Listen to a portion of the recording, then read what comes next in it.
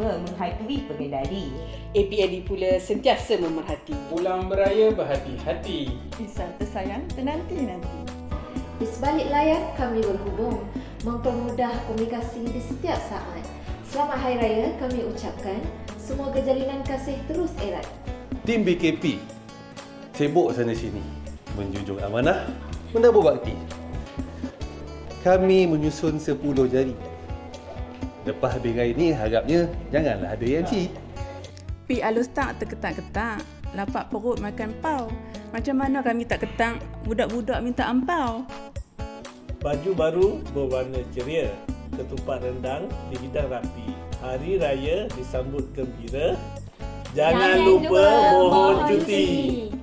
Salam dilulur tanda ingatan, moga berpuas sentiasa berkekalan.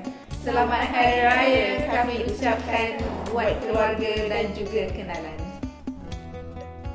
Kerja polisi tak habis-habis, ditambah pula kerja merancang. Puas sudah kami menepis, namun kerja tetap datang. Alhamdulillah ada kerja.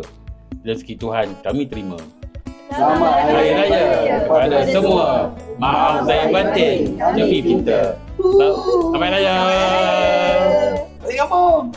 Berjalan kaki ke pasar pagi, mencari juadah buat ibunda. Hari Raya meriah berseri, maaf dipinta, penuh gembira. Naik kereta api sampai ke Jepun. Beli ketupat di tepi pekan. Kami rap memohon ampun. Salam Aidilfitri kami ucapkan. Naik ETS, naik LRT di Masjid Jami' kita bersua. Selamat menyambut Aidilfitri. Jaya kepada semua.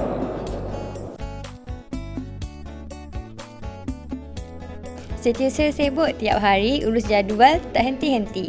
Hari Raya tiba berseri, cuti sekejap hilanglah letih di hati. Kami ingin mengucapkan Selamat Hari Raya, maaf zahir dan batin. Ikan tenggiri, ikan patin.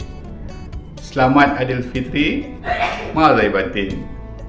Naik bas dari kota, singgah sebentar di pinggir jalan. Hari Raya telah tiba, mohon maaf segala kesilapan. Gema takbir menjelang Aidilfitri. Nostalgia Raya terus menjelma. Ikhlas kemaafan dari sanubari. Ikatan mesra kekal bersama. Kon keselamatan dan pemadam api, ICOP keselamatan mesti dipatuhi. Pagi-pagi menunggu teksi di jalan raya banyak yang